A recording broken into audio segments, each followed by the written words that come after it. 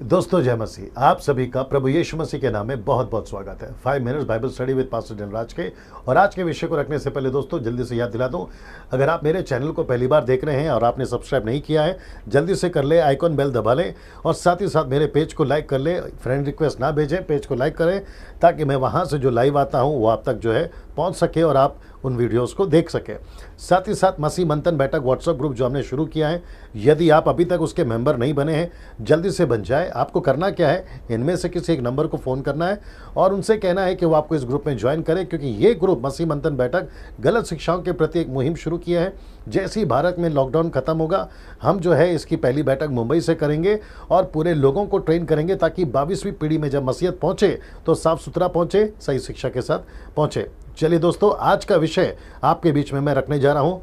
हमेशा दिलचस्प होता है और साथ ही साथ गंभीर भी है आज का विषय, जो कि आपको बहुत ध्यान से सुनना है और आपको समझना है। जितना हो सके शेयर करें, व्हाट्सएप पे शेयर करें, लोगों तक शेयर करें ताकि परमेश्वर की जो बातें लोगों तक पहुंच सके। आज का विषय है ये वाला, ऐसा पाप जिसका फल मृत्यु है। दोस्तों ये जो देख रहे हैं आप, ऐसा पाप जिसका फल मृत्यु है। यूहन्ना की किताब, पहला यूहन्ना की किताब उसका 5:16 में कहता है, यदि कोई अपने भाई को ऐसा पाप करते देखे जिसका फल मृत्यु ना हो तो विनती करे और परमेश्वर उसे उनके लिए जिन्होंने ऐसा पाप किया है, कहता है जिसका फल मृत्यु ना हो जीवन देगा। तो इसका मतलब है कि पाप ऐसा भी है जिसका फल मृत्यु नहीं है और उसके लिए विनती करने को कहता है ताकि परमेश्वर उसको जीवन दे। लेकिन अब इसको देखिए, पाप ऐसा भी होता है जिसका फल मृत्यु है। मैं रिपीट करता हूं कि पाप ऐसा भी होता है जिसका फल मृत्यु है। और यूहन्ना कहता है इसके विषय में, किसके विषय में? इस पाप के विषय में मैं विनती करने के लिए नहीं कहता। इसका मतलब है कि वो प्रार्थना आपको नहीं करनी है जिसका फल मृत्यु है। अब प्रश्न ये उठता है कि वो कौन सा पाप है, वो कौन सा पाप है? बड़े ध्यान से देखिएगा स्लाइड को।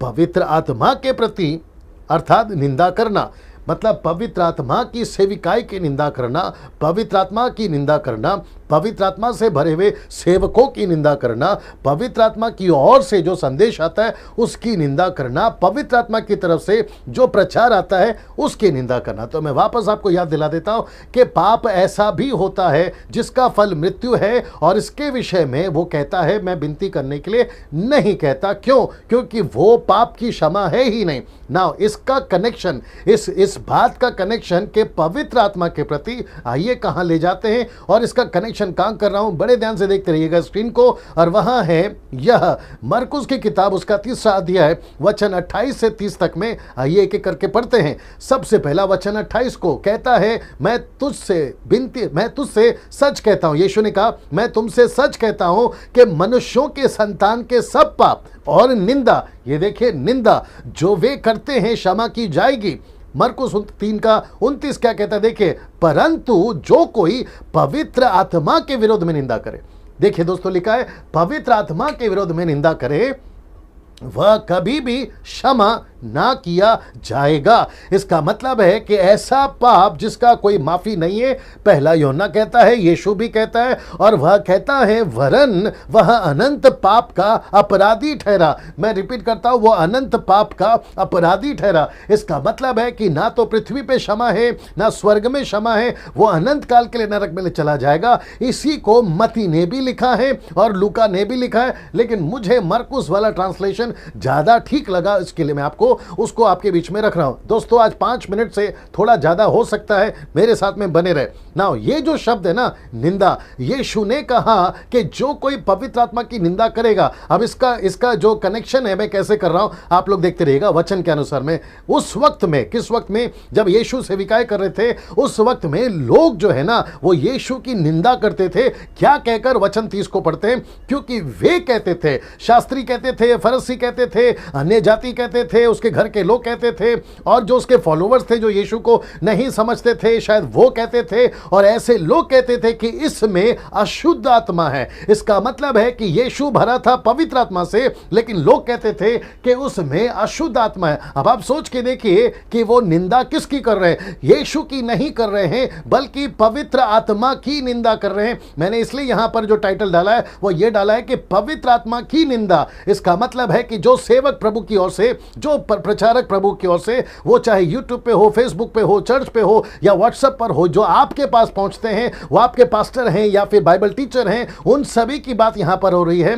वो सभी पवित्र आत्मा से भरे हैं। अगर उनकी निंदा आप करते हैं तो कहता है वचन, कहता है इस वचन के आधार पर कि जैसे यीशु भी पवित्र आत्मा की ओर से था, लोग कहते थे इसमें अशुद्ध आत्मा है, तो वो कंसीडर किया गया, उसको उसकी गिनती में लाया गया कि इसको कभी माफी नहीं है। यह बहुत खतरनाक और यह बहुत डेंजर पाप है, जिसके लिए वचन भी कहता है कि ऐसों की माफी नहीं है और ऐसों को माफ नहीं किया जाएगा ना। इसको देखें तो इसका मतलब यह हुआ, बड़े ध्यान से देखिएगा, कि जो भी पवित्र आत्मा से होकर आज की तारीख में सेविकाएं करता है उसकी निंदा नहीं करनी चाहिए। मैं रिपीट करता हूं कि ऐसों की निंदा नहीं करनी चाहिए। वो चाहे देश का सेवक हो, विदेश का सेवक हो, छोटा सेवक हो, बड़ा सेवक हो, ऐसों की निंदा नहीं करना चाहिए ना। इसको देखिए दोस्तों, आजकल एक फैशन सा हो गया। क्या हो गया? बड़े ध्यान से देखना, आजकल फेसबुक पे, यूट्यूब पे, व्हाट्सएप पे, चर्च के पुलपिट से एक फैशन सा हो गया है। ये देख लीजिए, जैसे कि निंदा करना, मजाक उड़ाना, सेवकों पर पर्सनल अटैक करना और साथ ही साथ में उनको फॉल्स प्रीचर बोलना, फिर ही इज एंटी क्राइस्ट ये तक कह देना, उसमें तो अशुद्ध आत्मा है, दुष्ट आत्मा है, ये तक कह देना, ये तो झूठा भविष्यवक्ता है, ये तक कह देना, ये तो शैतान की ओर से है, अरे इसकी जो शिक्षा है ना, ये तो कल्ट है। फिर कहते हैं अरे यह तो झूठा शिक्षक है, फिर कहते हैं अरे यह तो अंधे मार्गदर्शक है, फिर कहते हैं अरे ये तो पाखंडी है। इन सभी बातों के लिए जो पवित्र आत्मा की ओर से सेवक होते, उन सभी की निंदा नहीं करना है, ऐसे कमेंट्स नहीं करना है। वो चाहे फेसबुक पे हो, यूट्यूब पे हो, व्हाट्सएप पर हो या चर्च के पुलपिट से हो, ऐसे शब्दों का इस्तेमाल नहीं करना है। दोस्तों मैं वापस कहता हूं, ये फैशन सा हो गया ना। इसको करते कौन है, मैं आपके बीच में वो भी रखने जा रहा हूं। और ऐसे करने वालों में ज्यादातर मिल्क ड्रिंकिंग क्रिश्चियंस ही होते हैं, जिनको वचन की जानकारी नहीं है, जो परमेश्वर के सेवकों को परखते नहीं है। इसलिए बाइबल कहती है कि परखो कौन कौन है, पहला यूहन्ना 4:1 में परखो, तो आपको परखना है। मैं वापस कहता हूं कि जो पवित्र आत्मा की ओर से जो सेविकाई करते हैं, उनको ये सारे शब्द जो मैंने आपको दिखाए, ऐसे सारे शब्द जो है, मैं वापस कहता हूं, फॉल्स प्रीचर कहने में बिल्कुल नहीं हिचकते। जिसको देखो फॉल्स प्रीचर बोल देते हैं, जिसको देखो ये टैग लगा देते हैं, ही इज एंटी क्राइस्ट, इसमें तो दुष्टात्मा है, ये तो झूठा भविष्यवक्ता है, ये तो शैतान की ओर से, इसकी शिक्षाएं कल्ट हैं, ये तो झूठा शिक्षक है, ये तो अंधा मार्गदर्शक है, ये तो पाखंडी है। ऐसे बोलते वक्त में आपको बहुत सावधान रहना है। और इनके बोलने वालों में गिनती पहली आती है मिल्क ड्रिंकिंग क्रिश्चियंस और दूसरे आते हैं बच्चे सेवक। मैंने बच्चे सेवक क्यों बोला है? क्योंकि इनको आकर 1 महीना, 1 साल, 2 साल भी नहीं होता है। जो मिनिस्ट्री 40-40 साल से, जो मिनिस्ट्री 25-25 साल से, जो मजे हुए प्रभु के सेवक है,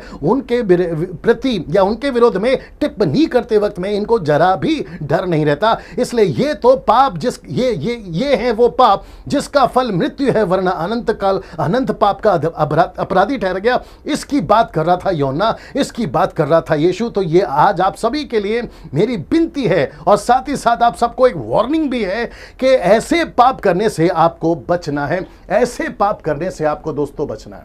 मैं रिपीट करता हूं कि ऐसे पाप करने से आपको बचना है। ऐसा कोई स्टेटमेंट आपको नहीं देना है, ये झूठा है, ये फॉल्स प्रीचर है, ये फॉल्स टीचर है, ये तो कल्ट है। ऐसे बोलने से पहले आपको परखना है कि आप किसको बोल रहे हैं, वो सेवक कहां से है, वो सेवक क्या कर रहा है, वो सेवक कहां से आया, वो पवित्र आत्मा की ओर से है या फिर कहां से, ये सब आपको परखना है। मैं तो कहता हूं कि आपको सुनना है, अगर ठीक नहीं लगा है उसको कॉल करना है, लेकिन कमेंट बॉक्स में ऐसी किसी भी चीज की आपको जो है कमेंट्स नहीं करना, उससे बचे। नहीं तो ये सबसे बड़ा खतरनाक चीज है, आप अनंत काल के अपराधी ठहरोगे। अगले वीडियो में फिर मुलाकात होगी, तब तक के लिए नमस्ते।